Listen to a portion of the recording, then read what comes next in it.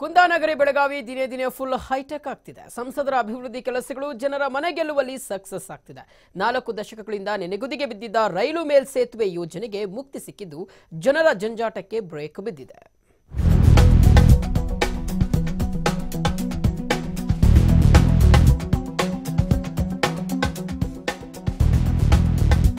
ಕುಂದಾನಗರಿ Belagavi capital city ಮಾದರಿಯಲ್ಲಿ ಅಭಿವೃದ್ಧಿಯತ್ತ ಮುಖ ಮಾಡ್ತಿದೆ. ಅದರಲ್ಲೂ ಬೆಳಗಾವಿ ನಗರದ ರೈಲು ಸಂಪರ್ಕ ಗೋವಾ, ಕರ್ನಾಟಕ ಮತ್ತು ಮಹಾರಾಷ್ಟ್ರದ ಜನರಿಗೆ ಅನುಕೂಲವಾಗಿದೆ.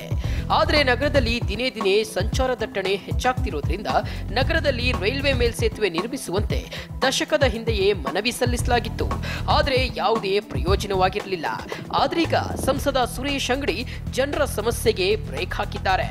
ಸಂಸದರ ಪ್ರಯತ್ನದ ಫಲವಾಗಿ ಬೆಳಗಾವಿ ಜಿಲ್ಲೆಗೆ 6 ರೈಲ್ವೆ ಮೇಲ್ಸೇತುವೆ ಯೋಜನೆಗೆ ಮಂಜೂರಾತಿ ಸಿಕ್ಕಿದೆ. ಇದರಲ್ಲಿ 3 ಹೈಟೆಕ್ ರೈಲ್ವೆ ಮೇಲ್ಸೇತುವೆ ಕಾಮಗಾರಿ ಪೂರ್ಣಗೊಂಡಿದ್ದು ಜನತೆ ಫುಲ್ ಖುಷಿಯಾಗಿದ್ದಾರೆ. ಹಿಂದೆ UPA ಸರ್ಕಾರ ಇದ್ದಾಗ ಅಥವಾ ಕಾಂಗ್ರೆಸ್ ಸರ್ಕಾರ ಇದ್ದಾಗ ಕಳೆದ 40 ವರ್ಷಗಳಿಂದ ಜಾಫರ್ ಶರೀಫ್ ಅವರು ರೈಲ್ವೆ ಮಂತ್ರಿ ಇದ್ದಾಗಿಂದನೂ ಬೆಳಗಾವಿಯಲ್ಲಿ ಅಂಡರ್ ಬ್ರಿಡ್ಜು, ಓವರ್ ಬ್ರಿಡ್ಜು ಆಗಬೇಕಂತ ಅರ್ಜಿ ಸಲ್ಲಿಸ್ತಾ ಇದ್ದರು. ಆದರೆ ದುರ್ದೈವ ಹಿಂದಿನ ಸರ್ಕಾರಗಳಲ್ಲಿ ಒಂದು ಸಾಮಾನ್ಯ ರೈಲ್ವೆ ಬ್ರಿಡ್ಜನ್ನು ಮಾಡಿಕೊಳ್ಳುವಂಥ ವ್ಯವಸ್ಥೆ ಆಗಲಿಲ್ಲ. ಅಭಿವೃದ್ಧಿ ವಿಚಾರದಲ್ಲಿ ಮೈತ್ರಿ ಸರ್ಕಾರ ರಾಜಕೀಯ ಮಾಡ್ತಿರುವಂತೆ ಕಾಣ್ತಿದೆ.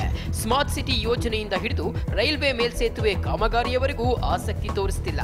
ಕೇಂದ್ರ ಸರ್ಕಾರದ ಅಭಿವೃದ್ಧಿ ಕಾಮಗಾರಿ ವಿಚಾರದಲ್ಲಿ ವಿಳಂಬ ನೀತಿ ಅನುಸರಿಸುತ್ತಿದೆ. ಈಗಾಗಲೇ ರೈಲ್ವೆ ಮೇಲ್ಸೇತುವೆಯ 4ನೇ ಕಾಮಗಾರಿ ಆರಂಭವಾಗಬೇಕಿತ್ತು.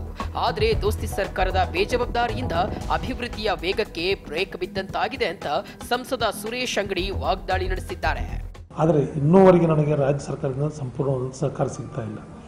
ಜಿಲ್ಲಾಡಳಿತ ಆಗಲಿ, ಮಹಾನಗರ ಪಾಲಿಕೆ ಆಗಲಿ ಅವರು ಇನ್ವಾಲ್ವ್ ಆಗಿ ಅಲ್ಲಿ ರಸ್ತೆಗಳನ್ನು ಬಂದ್ ಮಾಡಿ ಜನರಿಗೆ ಹೋಗಲಿಕ್ಕೆ ವ್ಯವಸ್ಥೆ ಮಾಡಿ ಈ 4ನೇ ಬ್ರಿಡ್ಜನ್ನು ಇಷ್ಟೊತ್ತಿಗೆ ಮುಗಿಲಿಕ್ಕೆ ಬರ್ತಾ ಇತ್ತು.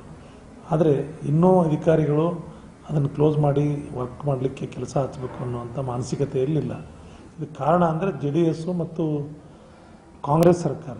ಒಟ್ನಲ್ಲಿ ಸಂಸದ ಸುರೇಶ್ ಅಂಗಡಿ ಕಾರ್ಯಕ್ಕೆ ಜಿಲ್ಲೆಯ ಜನ ಫುಲ್ ಖುಷಿಯಾಗಿದ್ದಾರೆ. ಅಭಿವೃದ್ಧಿ ಕಾರ್ಯಕ್ಕೆ ಹೆಚ್ಚಿನ ಒತ್ತು ನೀಡುತ್ತಿದ್ದು ಜನರ ಮನ ಗೆಲ್ಲುವಲ್ಲಿ ಯಶಸ್ವಿಯಾಗಿದ್ದಾರೆ.